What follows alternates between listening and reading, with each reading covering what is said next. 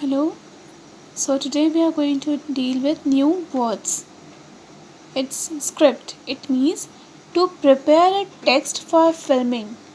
It means that script पहले से कुछ चीज़ें डिस्क्राइब की हुई और उन्हें फिर से एग्जीक्यूट करना, मतलब हमारे प्लानिंग लिखित में और फिर उसे एग्जीक्यूट करना।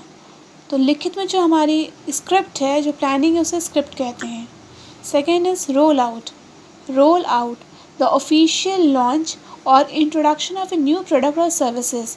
जब भी कोई न्यू कंपनी या फिर गवर्नमेंट को न्यू लॉज लाती है या न्यू रूल आती है, तो उससे हम लोग कह सकते हैं government has rolled out a new product और न्यू सर्विसेज और new governance law. Third is foresight. Foresight means the ability to predict what will happen or be needed in the future। तो foresight मतलब होते हैं दूरदर्शिता। दूरदर्शिता, foresight दूरदर्शिता मतलब बहुत आगे की देखने की क्षमता। Fourth is uptake, the action of taking up और making use of something that is available.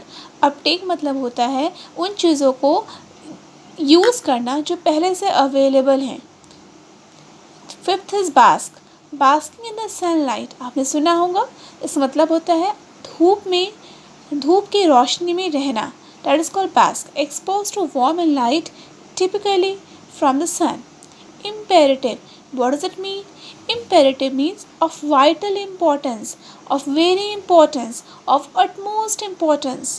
7 is ramped up, a large increase in activity. Ramped up means a large increase in activity.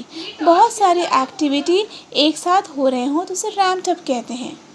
8th is credibility, the quality of being trusted and believed in। मतलब किसी customer की credibility की वजह से दुकानदार उसे उधार के तौर पे कोई सामान दे सकता है, क्योंकि उसे भरोसा है, उसे क्रेडिबिलिटी है उस कस्टमर पे कि वो पैसे लौटा देंगे। 9th is global south. ये एक तरह से कहने का तरीका है less developed countries of the world. तो less developed countries of the world को हम लोग कहते हैं क्या? Global south. तो थैंक यू। इन वर्ड्स को समझिए और यूज़ में लाइए। Have a nice day. Thank you.